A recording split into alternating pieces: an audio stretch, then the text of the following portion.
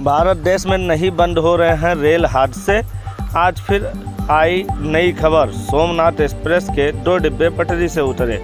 Jabalpur railway station के पास हुआ है यह हादसा। ट्रैक की मरम्मत का काम हो गया है शुरू। आपको बता दें, इंदौर से चल के भोपाल आने वाली Somnath express train overnight express के 2 डिब्बे शनिवार सुबह रेलवे स्टेशन के पास पटरी से उतर गए। हादसा उस समय हुआ जब ट्रेन स्टेशन के प्लेटफार्म नंबर 6 पर पहुंच रही थी। उसी समय एसी कोच के 2 डिब्बे पटरी से उतर गए। जानकारी मिलते ही रेलवे के सीनियर अधिकारी दुर्घटना नियंत्रण ट्रेन के साथ मौके पर पहुंचे। पटरी से उतरते कोच को फिर से पटरी पर लाने का काम चल रहा है। अच्छी बात यह है कि इस घटना में किसी तरह का जानहानि नहीं हुई है।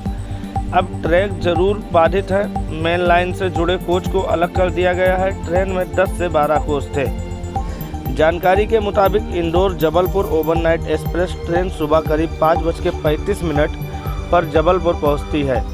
ट्रेन अपने तय समय पर आ गई थी। जैसे ही जबलपुर रेलवे स्टेशन पर पहुंची तभी एसी कोच के 2 डिब्बे पटरी से उतर गए। रेलवे ने हादसे की जांच भी शुरू कर दी है। जबलपुर इंदौर जबलपुर ओवरनाइट एक्सप्रेस जब सुबह 6 बजे तक प्लेटफार्म नहीं पहुंची तो यात्रियों ने कोच से उतरकर देखे तो ट्रेन ट्रैक पर खड़ी हुई थी। लोगों को कुछ समझ नहीं आया कि आखिर ट्रेन क्यों रुकी है। इसके बाद कुछ यात्री जब कोच से बाहर उतर के थोड़ा आगे बढ़े तो देखा कि एसी कोच के 2 डिब्बे पटरी से उतरे हुए हैं। पश्चिम मध्य रेलवे और मुख्य जनसंपर्क अधिकारी हर्षित श्रीवास्तव का कहना है कि जल्द ही ट्रैक को दुरुस्त कर लिया जाएगा। कुछ देर के लिए जरूर इटारसी से जबलपुर आने वाली ट्रेनों को मदन महल स्टेशन पर रोका गया है। एक यात्री संदीप ने बताया है कि वह कोच पर आराम कर रहे थे। इसी दौरान कुछ इस तरह के झटके लगे जैसे बहुत तेज़ी से ब्रेक लगा हो।